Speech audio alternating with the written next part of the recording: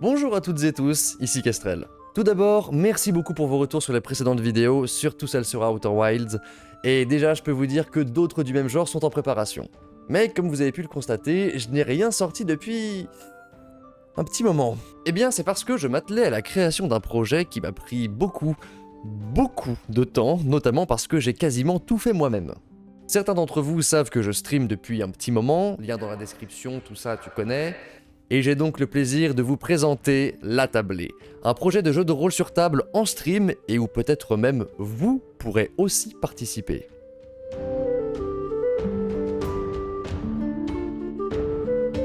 Tout d'abord, pour celles et ceux qui ne sauraient pas, c'est quoi un jeu de rôle sur table ? Eh bien, c'est une histoire interactive jouée entre un maître du jeu, ou MJ, et un ou plusieurs joueurs.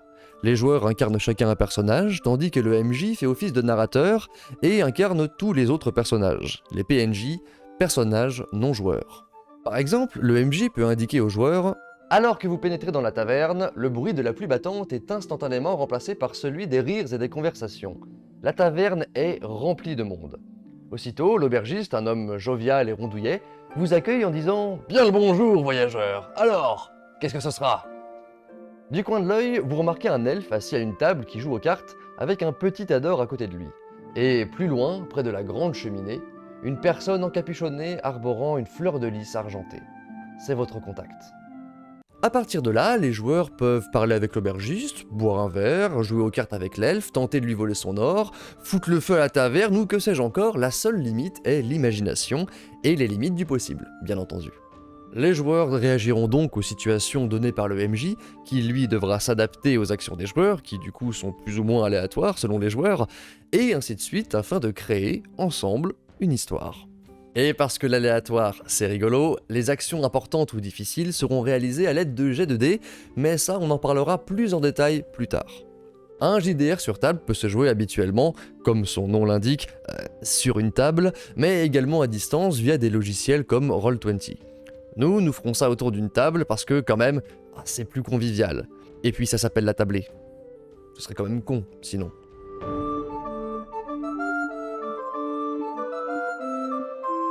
Par dans quoi, j'entends dans quel univers. Parce qu'il y a une tonne d'univers dans lesquels faire du JDR. Vous pouvez même en faire dans à peu près n'importe quoi, en fait.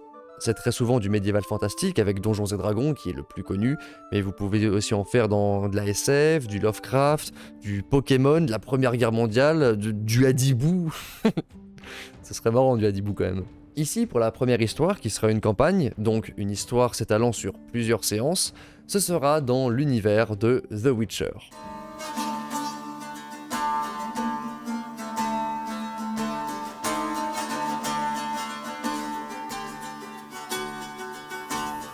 Mais ce ne sera pas une énième épopée suivant Geralt, Ciri et compagnie, mais une histoire originale écrite entièrement par votre serviteur.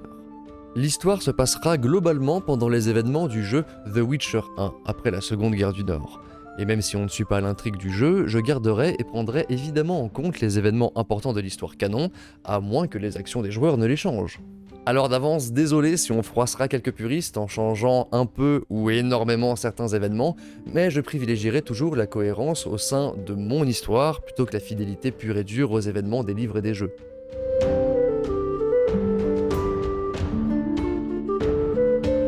Pour les règles, je me suis fortement inspiré du jeu de rôle The Witcher existant, mais ces règles sont vraiment tentaculaires, avec des tonnes de compétences, du craft, de l'entretien, de l'alchimie avec 10 000 ingrédients, bref, c'est un bordel. Par exemple, une fiche de personnage, c'est ça. C'est trop!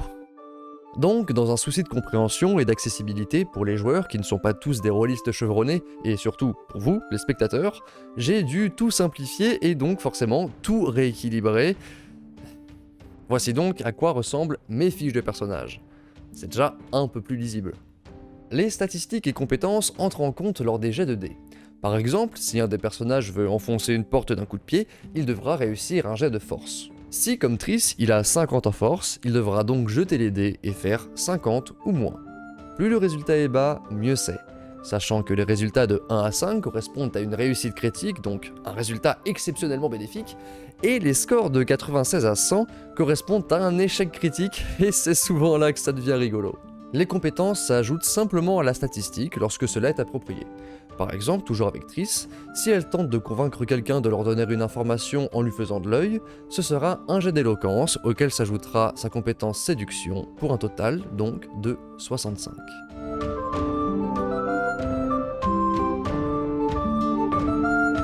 Pour m'accompagner dans cette aventure dont je serai le maître du jeu, d'autres sieurs seront présents, en la personne de Potter, un collègue streamer qui incarnera Ursilde de Scala, un sorceleur de l'école de l'ours, renfrogné et taciturne, Drac, qui stream aussi de temps à autre, et qui incarnera Gelrude, un forgeron originaire des îles de Skellige, Quentin, qui lui ne stream pas du tout, et qui incarnera Méline Ebb von Pelt, une mage originaire de Nilfgaard, pédante et hautaine, et Thomasine, dont le personnage sera Minalia Raganauer, une habile malfrat, elle aussi originaire de Nilfgaard. Et enfin, vous vous souvenez quand j'ai dit au début que vous pourriez aussi participer ? Eh bien, grâce au système de points de chaîne de Twitch, vous pourrez influer sur le cours de la partie, par exemple en augmentant la probabilité de résultats critiques pour le prochain jet de dés, ou même en soufflant une proposition dans l'oreille du MJ. Voici donc à quoi j'ai été occupé tout ce temps, entre la modification et la simplification des règles, l'écriture du scénario, l'écriture des PNJ, la création des cartes, l'installation de la technique pour avoir le son et l'image corrects pour 5 personnes, ce qui a déjà été un petit casse-tête en soi, la création aussi d'un générique, tout ça tout seul, ça fait un petit peu de taf.